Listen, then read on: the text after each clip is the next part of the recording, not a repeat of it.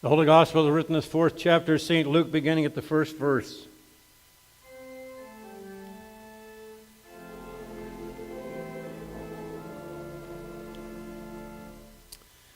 Jesus, full of the Holy Spirit, returned from the Jordan and was led by the Spirit into the wilderness, where for 40 days he was tempted by the devil.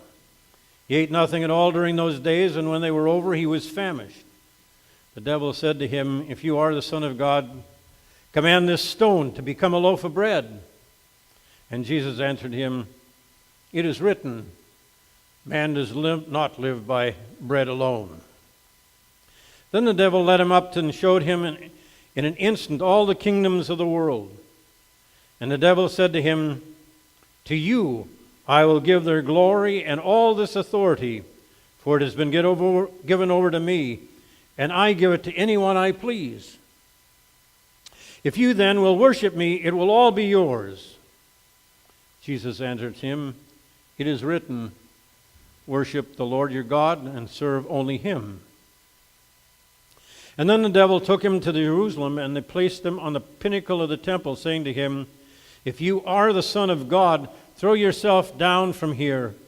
For it is written, he will command his angels concerning you to protect you, and on their hands they will bear you up, so that you will not dash your foot against a stone."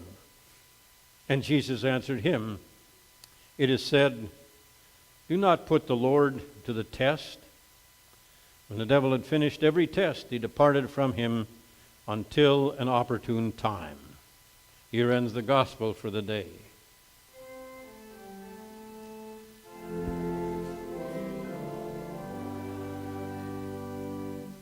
Please be seated.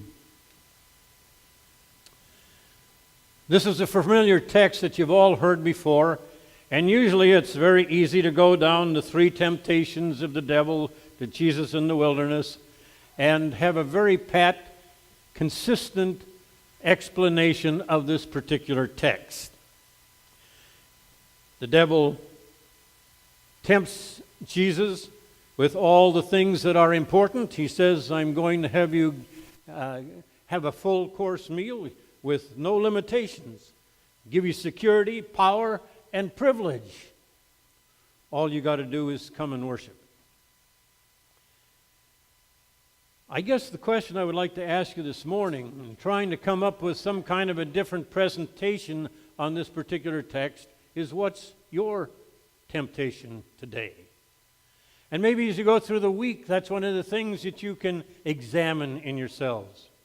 What is it that really tempts me to get off course? To put separation between myself and others, separation between myself and God.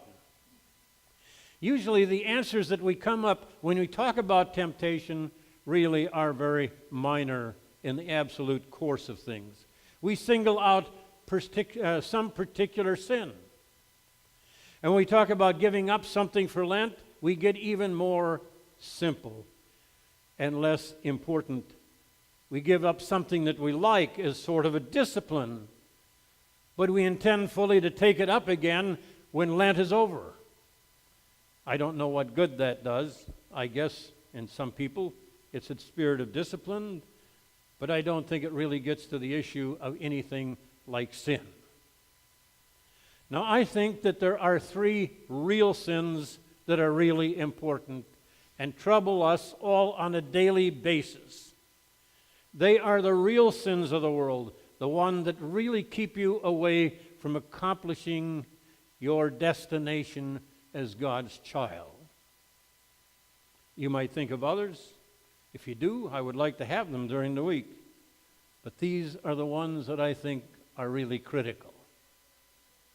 The first temptation that the power of evil, or you concoct as a temptation, is the temptation to do nothing. The temptation to do nothing. The argument is that if you don't do anything, you aren't going to get any criticism. As soon as you start to do something, particularly something constructive, something that might have a life-changing effect on other people, there is the possibility that you'll be chastised for it. Every change that you make, somebody's going to be upset about. So the easy way, if you really want a peaceful life, is not to do anything. And we take that road so much of the time. The church says in terms of sin, there are two types of sin.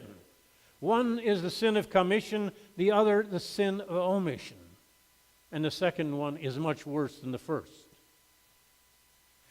The sin of commission are those ones that we have fabricated in the church in how many lists that we have of things that are wrong to do. We talked about that in the Sunday school class this morning. Get about doing specific sins. And those are things that ought to be considered and changed.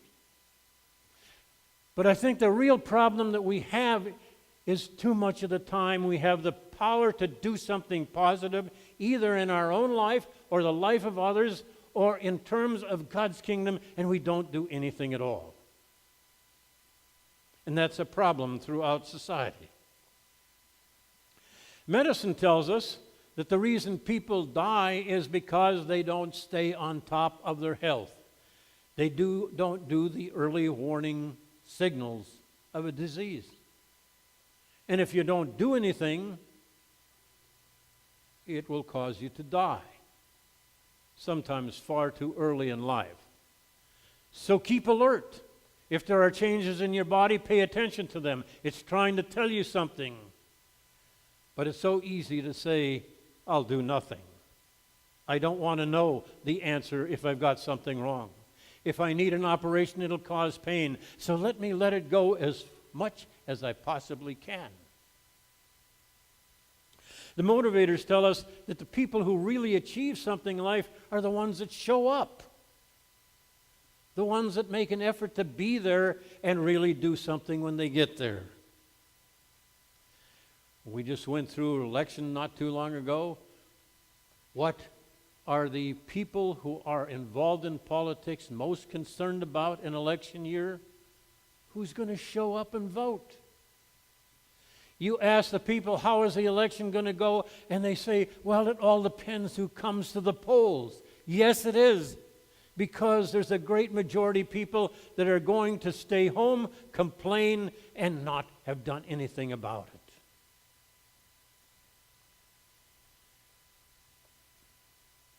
Jesus said, when he talks about the judgment scene in Matthew, he said, I was hungry, and you gave me to eat. I was thirsty, and you gave me to drink. I was sick and in prison, and you came to me. He didn't say, you were hungry, and I prayed that you might be filled. I was thirsty, and I wished you good luck, that you would find something to drink. It was in doing something. And too many times Jesus says, don't just stand there. Do something. Yes, it'll cause you to be criticized. Some will even challenge you. In some cases, it even cost life. But nothing accomplished if you don't do something. The church is in trouble today. We see declining numbers all through the country. The church will not be destroyed by Islam, people.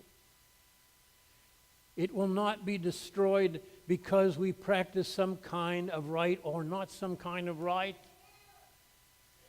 It will not be weakened because they don't allow prayer in school anymore. The church will fold by apathy, by people that don't show up, by people that aren't concerned about their church, who don't witness to it. The first temptation, really bad temptation, is just to do nothing. The second is kind of related to it. Second temptation that we have, that the devil tells to us, is don't take responsibility for your own life. Blame it on somebody else. We learn that very early in life, don't we? I didn't get it from the children because they're so bright. They pass that one up. Don't blame it on your brother or sister, or you often do, right? I remember one cartoon that I saw, and I've repeated it many times in life, but there's this cartoon of this boy coming home with his report card. It's got all F's on it. And the father looks at him down through his spectacles, and he said, "All right, Andrew, what's the reason for all these F's?" And he says, "I don't know whether it's heredity or environment." Start early to blame fables on somebody else. And then you respond, well, there's some things that I just can't prevent. I can't prevent if I get an illness. I can't prevent the fact that we have tragedies. We can't prevent wars. And the answer is always yes, but you can do something about how you respond to it. You can make it better or worse. You can make it something positive or something negative. You can take it and get meaning in your life, or regard it as just something that is tragic that happened to you and sit and whine in your own misery.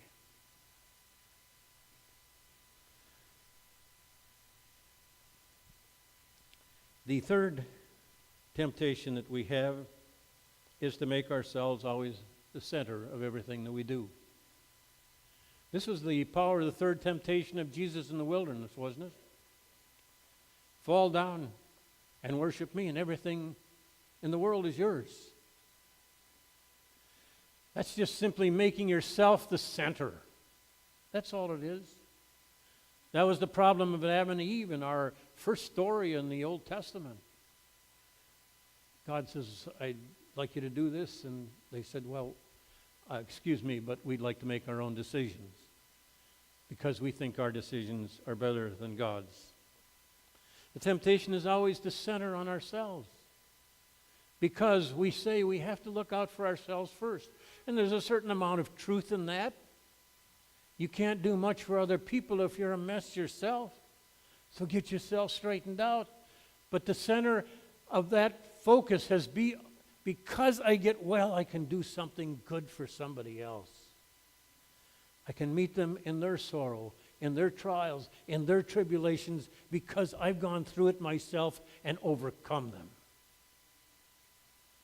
And I want to be a spirit and a good example for somebody else. It's a wonderful book by Nicholas Kazantzakis called The Last Temptation of Christ. And I think it's an interesting theory that he has. It made it into a movie. And Nicholas Kazantzakis was buried outside the cemetery, his church seminary, for writing this book. But he makes an interesting point. He said the last temptation of Christ was as he went toward to Jerusalem and he went to the Garden of Gethsemane. He said, "Do I really want to go through this? Do I want to die? Do I want to die on a cross for you and me? For other people who really don't appreciate it that much anyway? Well, I can marry Mary Magdalene and have children and have a good life." But the Bible tells us basically the same thing. Jesus went to the Mount of Olives and he fell down on his knees and he said, "Lord, if you can take away this thing from me, please do it. Make me the center. I want everything there is. I want a full banquet." But then the second statement came from Jesus and said, "Nevertheless, not my will, but your will be done. Because through my suffering and gifts, all people will be made whole." You want temptations? These are the real temptations of life. The temptation to do nothing. The temptation not to take responsibility for our lives.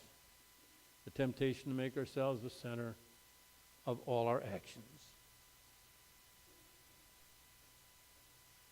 If we follow these temptations, the devil says, your life will be wonderful.